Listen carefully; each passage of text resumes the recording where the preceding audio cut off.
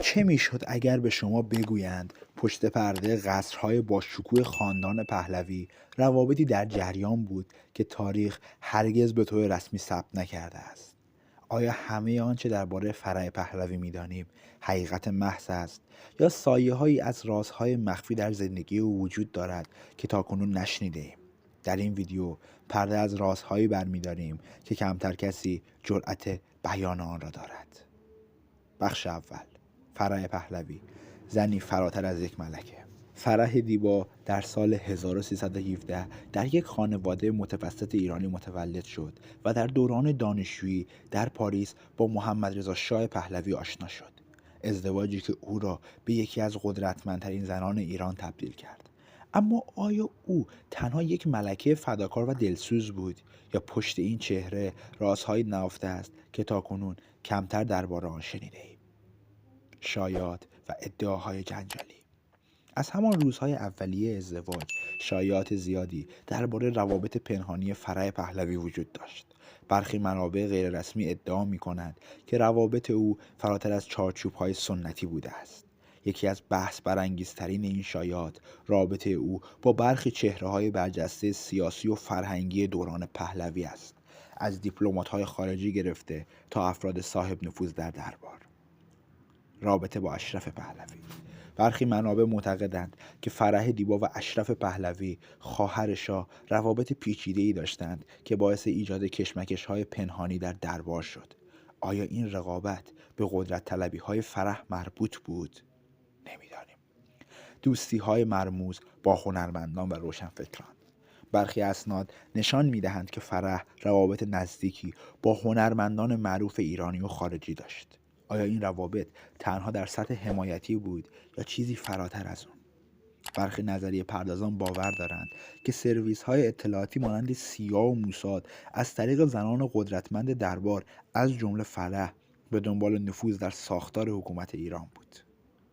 گفته می شود برخی از سفرها تنها اهداف فرهنگی و دیپلماتیک نداشتند و در پشت پرده این سفرها ارتباط دیگری نیز شکل می گرفت که شاید تأثیر زیادی بر آینده سیاسی ایران داشت.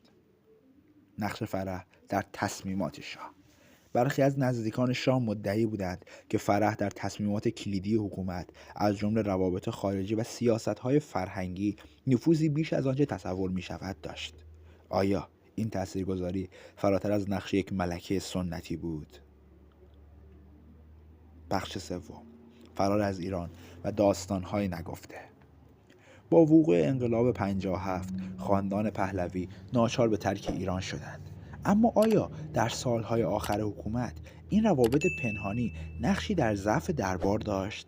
برخی از منابع ادعا می‌کنند که اختلافات داخلی بین اعضای خاندان پهلوی از جمله روابط خاص فرح باعث تضعیف موقعیت شاه شد. در سالهای آخر حکومت پهلوی فرح سفرهای متعددی به اروپا داشت. آیا این سفرها تنها برای اهداف فرهنگی و دیپلماتیک بود یا اهداف دیگری نیز در پشت پرده داشت؟ حقیقت فرح پس از مرگ شاه. پس از مرگ محمد رضا شاه فرح در فرانسه و آمریکا ساکن شد. اما در این دوران نیز گمان زنی‌هایی درباره روابط و ارتباطات جدید او وجود داشت. آیا او همچنان نفوذ خود را حفظ کرده بود؟ برخی معتقدند که فرح پس از خروج از ایران ارتباط نزدیکی با خاندان‌های سلطنتی دیگر به ویژه در فرانسه و اسپانیا برقرار کرد. آیا او تنها به دنبال حمایت بود یا هنوز در عرصه سیاست فعال بود؟ راز زندگی فرح در تبعید. چرا فرح پهلوی پس از انقلاب برخلاف برخی دیگر از اعضای خاندان سلطنتی همچنان چهره‌ای تاثیرگذار باقی ماند؟ آیا او در پشت پرده فعالیت‌هایی انجام می‌داد که کمتر به آن پرداخته می‌شد؟ یکی از موضوعات جالب درباره زندگی فرح در تبعید منابع مالی او و ارتباطش با برخی سرمایه‌داران قدرتمند بوده است. آیا این حمایت‌ها اتفاقی بودند یا برنامه از پیش تعیین شده برای حفظ نفوذ او؟ استاد ویکلی لیکس و ادعاهای تازه. در برخی اسناد افشا شده اشاراتی به نقش پشت پرده فرح در برخی از مسائل سیاسی دیده می شود. آیا این تنها یک تئوری توطئه است یا حقیقتی که هنوز کامل کشف نشده؟